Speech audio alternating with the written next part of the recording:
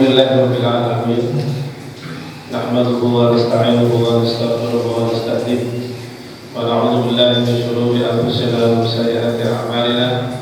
May yahdihillahu fala mudilla lahu wa may yudlil fala hadiya lahu.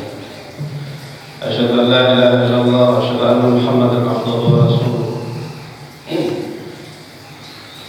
Usikum wa iyaya nafsi bittaqwallahi wa faza muttaqun. Qala Allah azza wa jalla billahi minasyaitonir rajim. Bismillahirrahmanirrahim. Ya ayyuhalladzina amanu taqullaha haqqa tuqatih wa la tamutunna illa wa antum muslimun.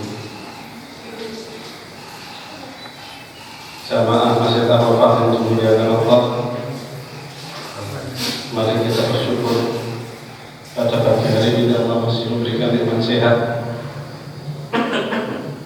nikmat iman dan Islam. Semoga kita dipanggil Allah dalam keadaan iman dan Islam. Salawat serta salam semoga tercurah pada junjungan kita Nabi besar Muhammad sallallahu alaihi wasallam yang kita tunggu-tunggu syafaatnya. Ma'asyiral muslimin yang saya hormati, Bapak para takmir, Profesor Absari, yang kita sayangi bersama-sama, imam muda yang suaranya merdu mengingatkan kita ke Masjidil Haram. Moga-moga Allah beri keberkahan. Dan tepat hari ini, hari Jumat, tanggal 10 Muharram, lagi-lagi kita bersyukur karena satu Muharram tidak ada perbedaan antara NU dan Muhammadiyah.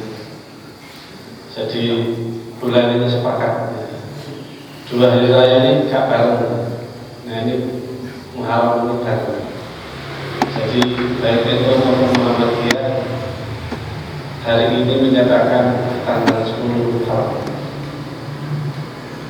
10 Muharram itu bahasa Arabnya Asyura, ini yang disebut dengan hari Asyura. Banyak momen-momen sejarah yang sangat penting di Asyura itu. Kalau kita baca di Ian atau Ibn itu macam-macam. Cuma kalau kita rujuk ini dari inti masih perlu dicari. Tapi memang yang penulis adalah ulama besar di tahun 1700-an. Kalau di Ian atau Ibn itu disebutkan banyak sekali peristiwa-peristiwa penting.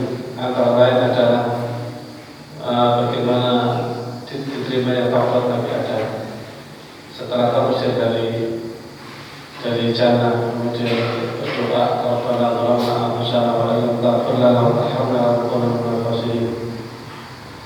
Terus bersandarnya kapal Nabi setelah banjir bandang. Terus dikeluarkannya Nabi Yunus dari perut. Terus itu semua bulan Muharram menurut kitab Al-Qur'an. Terus dikeluarkannya Nabi Yusuf dari penjara. Ada satu versi menyebut dari sumur. Disembuhkannya sakit Nabi Ayub dan lain-lain. Tetapi ma'asyiral muslimin yang paling penting pada pagi hari ini adalah seperti di dalam hadis sahih di mana Rasulullah SAW dulu di 10 Asyura itu menemui penduduk Yahudi di Solo berpuasa. Kemudian Rasulullah bertanya, kenapa orang Yahudi berpuasa? Karena tanggal itulah Allah Subhanahu wa Ta'ala mau menangkan Bani Israil dari Fir'aun. Di tanggal itulah Allah Subhanahu wa Ta'ala memerdekakan Bani Israil dari penjajahan. Dan karenanya ada satu syariat yang terus-menerus dilakukan oleh Yahudi di mana mereka berpuasa di tanggal 10. Kata Rasulullah, nahnu ahad, kita lebih berhak saum dari orang Yahudi. Nah nanti jawabannya kenapa kok kami atau kita tidak berhak, nanti bisa kita telah di dalam ayat Al-Quran bahwa ternyata pewaris yang sesungguhnya Tauhid itu adalah orang Islam. Yahudi itu nanti setelah merdeka itu. Ini problemnya.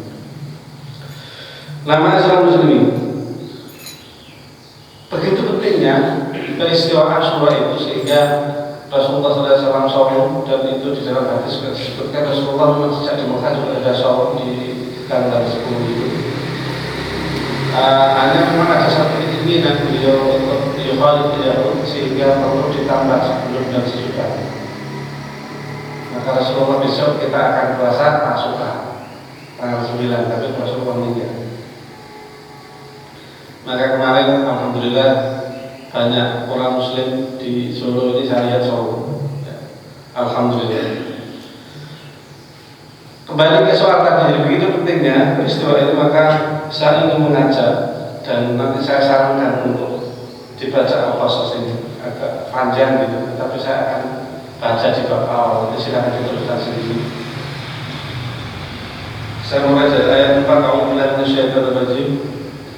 Inna fir'auna 'ala fil ardi wa ja'ala ahlaha syi'an yastab'idu qa'ifatan minhum yudabbiru abna'ahum wa yastahyi nisa'ahum innahu kana minal mufsidin. Jadi Nabi Musa itu sebenarnya membawa pesan penting dari Allah setelah diutus menjadi Rasul. Intinya adalah mendakwai Fir'aun dan kemudian membebaskan Bani Israel dari perbudakan Fir'aun. Nah, Fir'aun ini apa? Ini penting. Fir'aun itu kalau menurut Noman Arisan, setelah memiliki asal atau akar dari bahasa Fir'aun itu adalah bangunan yang tinggi. Bangunan yang tinggi. Mercusuar. Jadi Fir'aun itu dikenal, Fir'aun itu adalah raja untuk bangsa Mesir. Dan mereka memiliki satu keterampilan yang hebat untuk membangun bangunan-bangunan yang tinggi, infrastruktur yang baik. Sehingga itu menjadi merek. Fir'aun aslinya bangunan tinggi, tapi itu jadi julukan sebagai nama pemimpin di Egypt. Dan ternyata kebiasaan untuk membangun mercusuar, bangunan simbolik yang hebat, yang wah, itu tidak ada yang lalu. Sekarang itu salah satu cara untuk menunjukkan bahwa kita itu adalah pemimpin yang hebat, bangun tinggi. Uni Emirat membangun Burj Dubai, lalu gitu. Maka Rasulullah menawarkan ya atau waruna dunia di dalam mission MBS Saudi hari ini. Mereka akan bikin kota yang biayanya itu bukan triliun tapi kuadriliun, besar sekali. Dia akan bikin mengumpulkan penduduk itu di dalam sebuah rumah kaca yang tingginya itu berapa ribu meter. Di situ ada mall, di situ ada macam-macam. Ini sedang proses. Nah, jadi sifat dari pemimpin yang ingin membangun solidaritas itu salah satunya itu adalah bagaimana bikin hal-hal spektakuler yang wah hebat menurut manusia. Itu sifat asalnya. Inna fir'auna ala fil ardi ini kalau kita lihat di dalam bahasa Indonesia menang sewenang-wenang. Dan untuk sewenang-wenang terhadap Bani Israel, terhadap penduduknya dan juga terutama terhadap Bani Israel. Waja'ala ahlaha syi'an. Fir'aun itu ja'ala ahlaha syi'an, menjadikan penduduknya masyarakat itu terpecah-pecah. Jadi ternyata sifat Fir'aun itu untuk melanggengkan kesenangannya, kediktatorannya, itu politiknya itu bagaimana memecah belah penduduk. Ini cara hakiki bahasa Jawa itu polarisasi. Jadi membangun polarisasi di peta-peta. Ya, nah maka saudara-saudara sekalian, kalau di sebuah masyarakat ada penguasa yang ingin berkuasa banget dan yang diwujudkan, yang dilakukan adalah bentuk-bentuk adu domba untuk memecah belah antar umat, antar bangsa. Itu sifatnya dulu.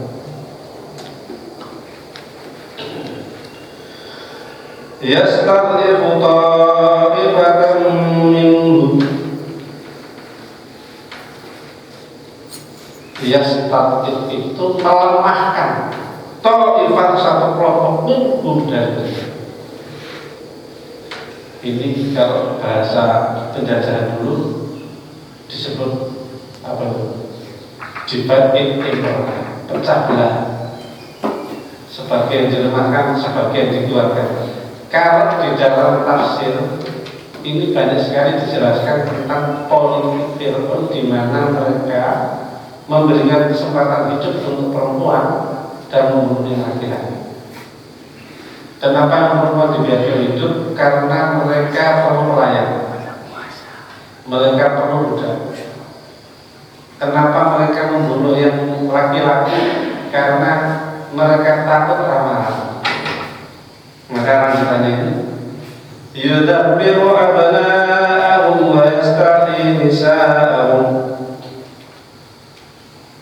Fir'aun itu untuk melanggengkan kekuasaannya, membunuh anak laki-laki, wa yastahyi nisa'ahum, membunuh,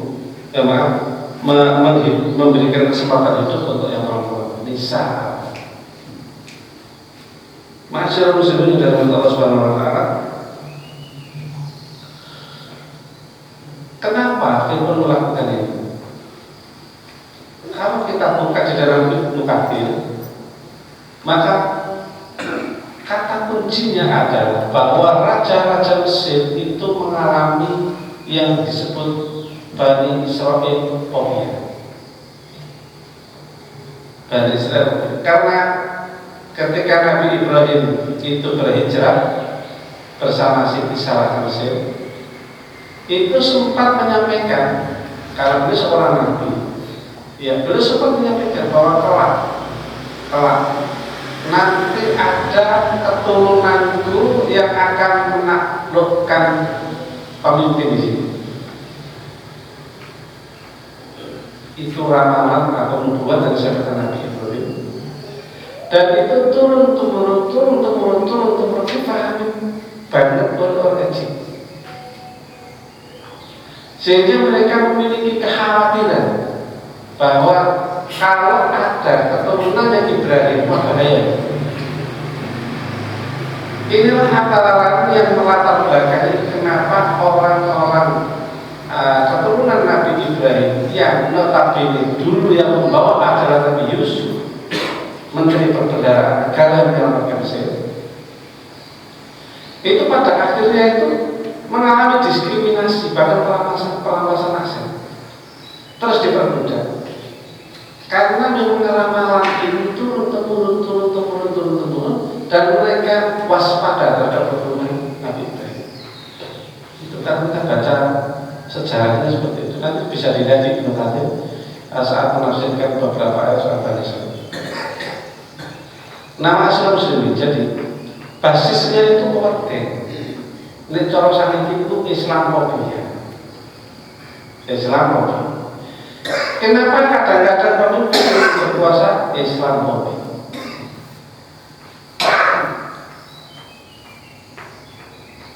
Kalau Fir'aun itu politiknya itu dipatennya Singangan, sehingga tidak kesempatan mulai. Kalau Belanda itu yang dibunuh bahkan ideologinya. Kalau kita lihat beberapa penelitian terakhir oleh anak muda seperti Irfan Afifi, anak muda di Jogja, UPN, kemudian Ustadz Salim Abdullah dan yang lain-lain. Ternyata ada benang merah pecah belah yang dilakukan Belanda, David Attenborough, kemudian perusakan, pemecahan identitas antara Jawa dan Islam itu sejak mereka Belanda itu kalah dari Diponegoro di 1830 itu mulai muncul namanya nasionalisme. Karena Belanda bisa kesimpulan Islam di situ bahwa kalau Islam itu menyatu sama identitas Jawa seperti ini, kita repot. Makanya harus dipisah.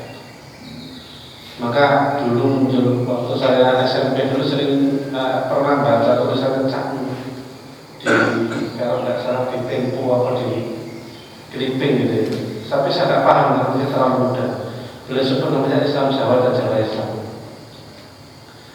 Ya, kowe iki aku Jawa kan Islam. Nek Islam ngomong ini ya kemana Islam. Tapi kan satunya itu enggak namanya Islam Jawa. Ya kowe Islam itu ya Jawa, ojo lali Jawamu. Dibener-bener. Padahal sebenarnya ini ada yang ini tidak perlu dibener-bener. Tapi persoalannya adalah ini mau membunuh ideologi.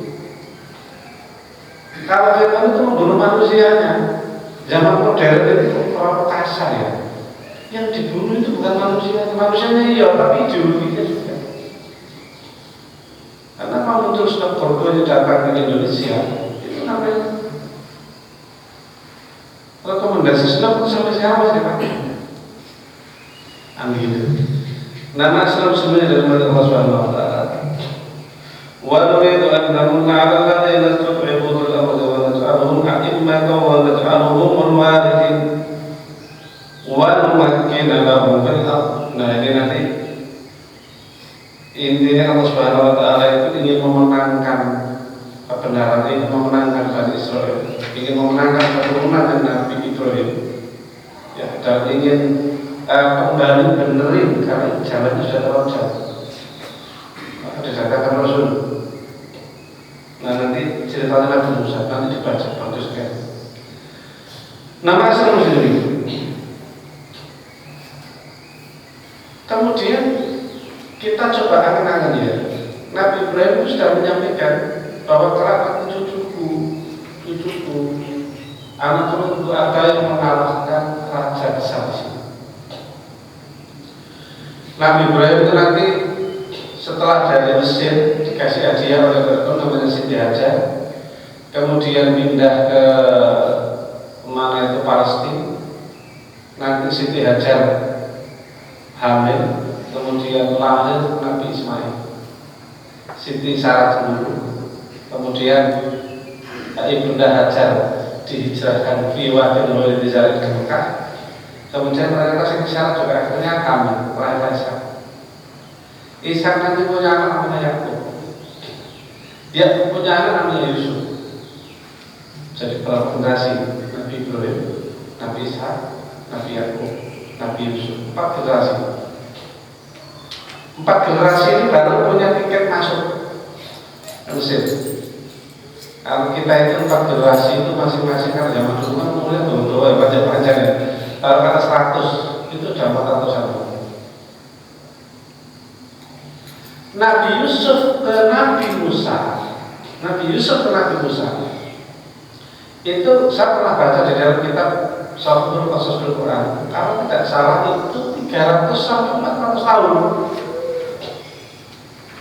Jadi kalau 400 ditambah 300 yang paling ringan 300 tahun.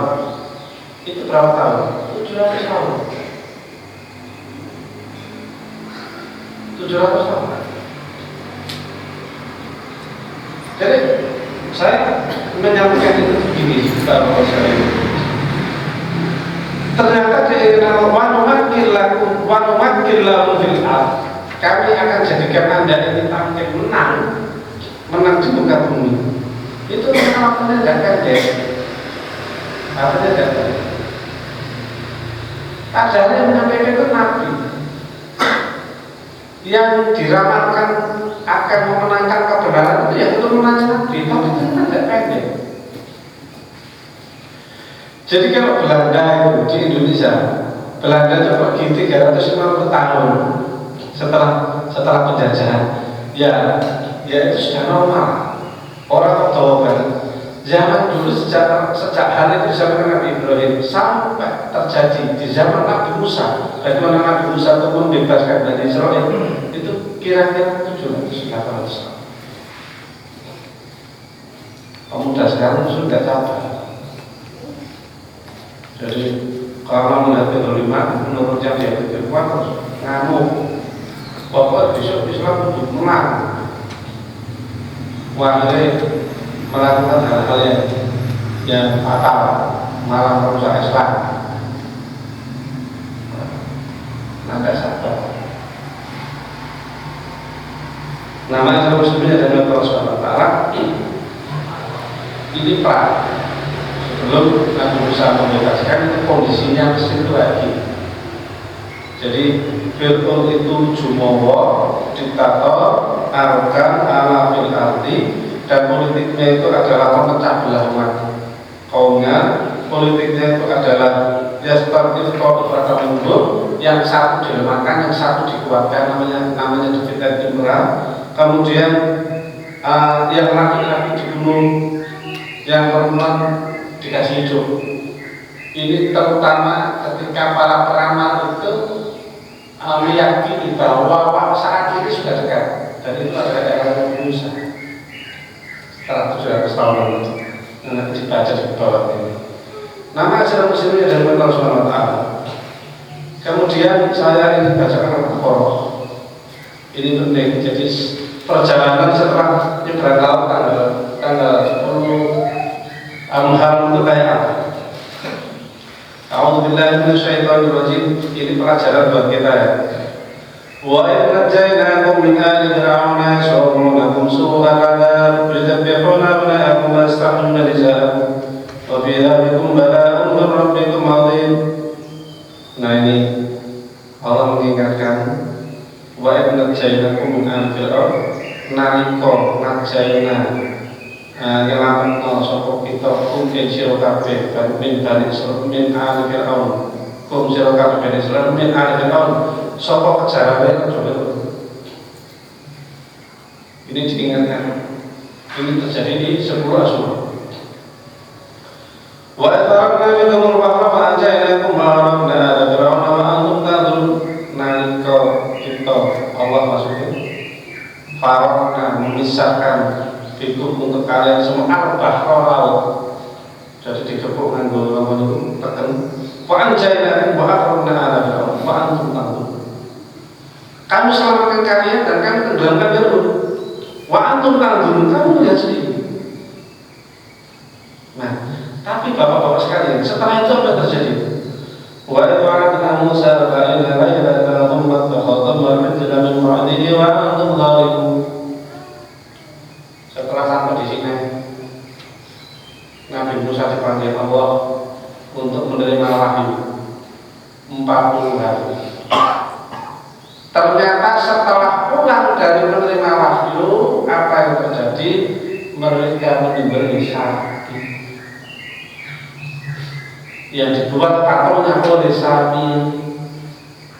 Jadi ketika mereka lari dari Mesir, itu offernya adalah mereka mau pesta, meminjam perhiasan dari juragan-juragan mereka karena mereka juga budak. Jadi nyebrang itu emas. Karena mereka ini mau pesta, ternyata pergi bersama Nabi Musa. Nyebrang emas kan dikumpulkan sama samini, dilebur, digawe patung sapi. Dia pinter ambil dia punya ada suara angin itu dia bunyi. Jadi kayak suaranya ini kayak sapi. Jadi ini ajaib sembah. Pajak baru saja dibebaskan. Diajak menyembah apa malah nyembah sapi. Nah ini sehingga Nabi Musa malah dibanting kita. Akhirnya mereka bertobat. Thumma aqamnakum min ba'di dzalika la'allakum tashkurun. Wa idh atayna, kemudian aqamnakum, kami mengampuni kalian supaya kalian bersyukur. Wa idh atayna Musa al-kitaba wal furqana la'allakum tahtadun. Kami berikan kepada Musa kitab dan pembeda supaya kalian itu mendapat petunjuk. Wa qala Musa liqaumihi ya qaumi innakum dhalamtum anfusakum bittikhadhikum al-ijla. Kamu zalim, kamu itu jadikan padan sembah. Fatubu ila bari'ikum faqtulu anfusakum. Dzalikum khairul lakum min bari'ikum ala bari'ikum. Akhirnya tobatnya apa? Disuruh bunuh. Nah, Musa ini berguna jadi Allah lagi tak tahu. Kesel-kesel sama Mesir. Bunuh ya Allah, hidupkan lagi ya Allah. Nah, terus dihidupkan lagi sama Allah Subhanahu wa taala. Umma ba'atnakum min ba'di mautikum la'allakum tashkurun. Jadi tidak sebelumnya ini. Wa yaqultum ya Musa lan nu'mina laka hatta nara jahra fa akhadhatkum as-sa'iqatu wa antum tanzurun. Ketika kalian berkata wahai Musa, kami tidak akan iman kepada kalian hatta nara jahra, sampai kami itu melihat langsung. Jadi ini semangat Bani Israil, sampai kami melihat langsung. Maka fa akhadhatkum as-sa'iqatu sama berdek dua kali. Wa antum thumma ba'athna. Kemudian kami bangkitkan kalian semua bebas di itu melakukan buat apa kan?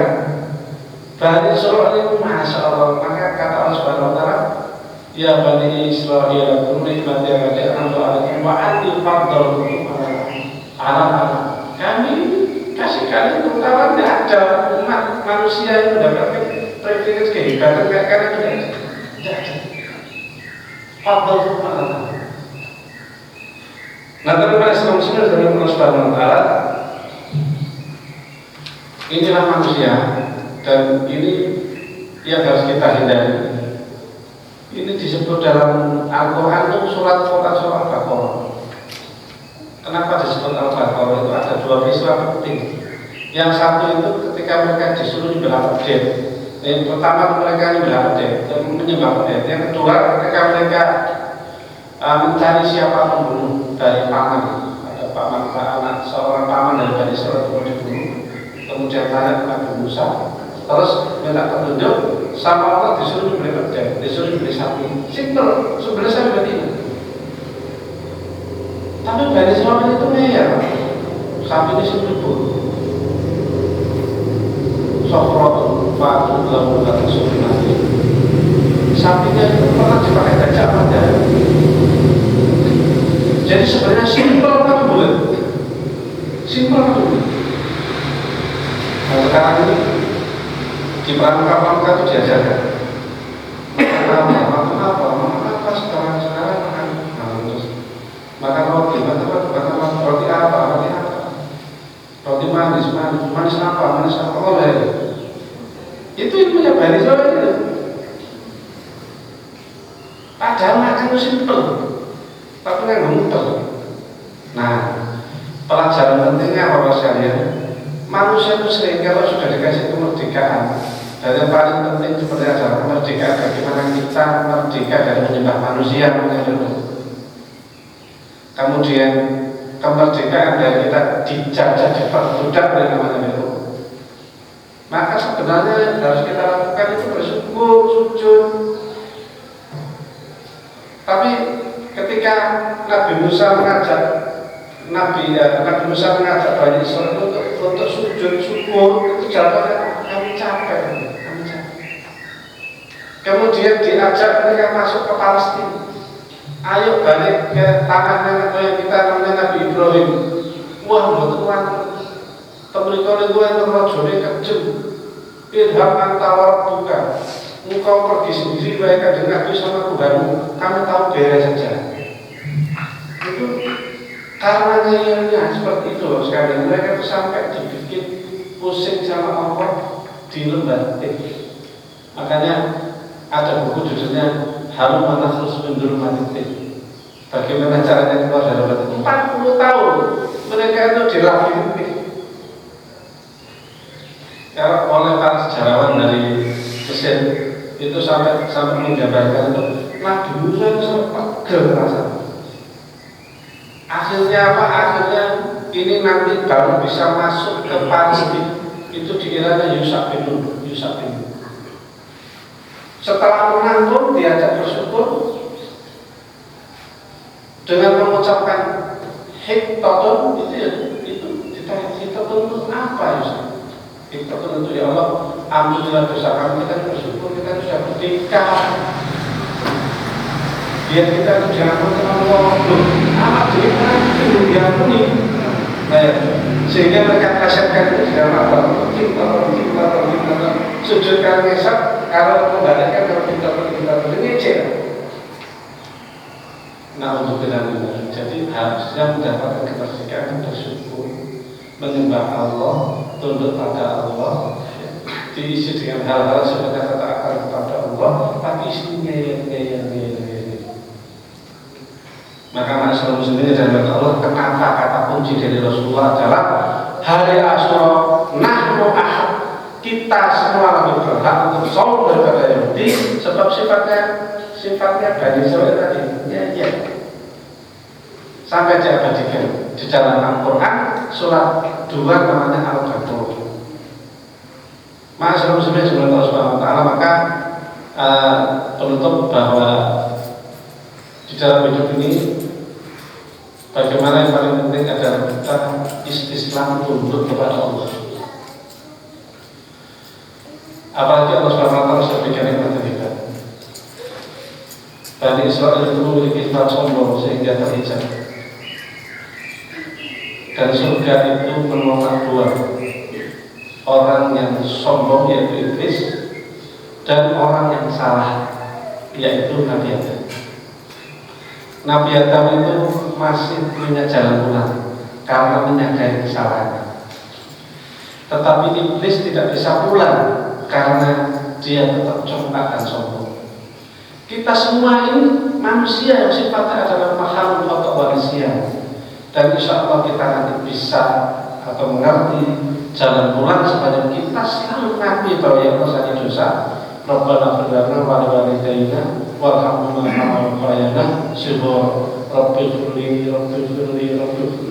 kita ingat, ya Allah, jadikanlah aku orang yang Islam, jadikanlah aku orang yang bertauhid, jadikanlah aku orang yang betul. Terus bahwa kadang-kadang kita itu selencor jalan, baik insya Allah Rabbana dhalamna anfusana wa lam taghfir lana wa tarhamna lanakunanna minal khasirin. Masyarakat muslimin, jadi Asyura bukan hanya puasa sunnah biasa, tapi bukan satu pelajaran penting, narasi penting dalam hidup, menyangkut bagaimana nasib kita kelak di akhirat, dan mudah-mudahan kita bisa mengambil pelajaran dari peristiwa ini. Maka kan, mohon maaf, saya kira Assalamualaikum warahmatullahi wabarakatuh.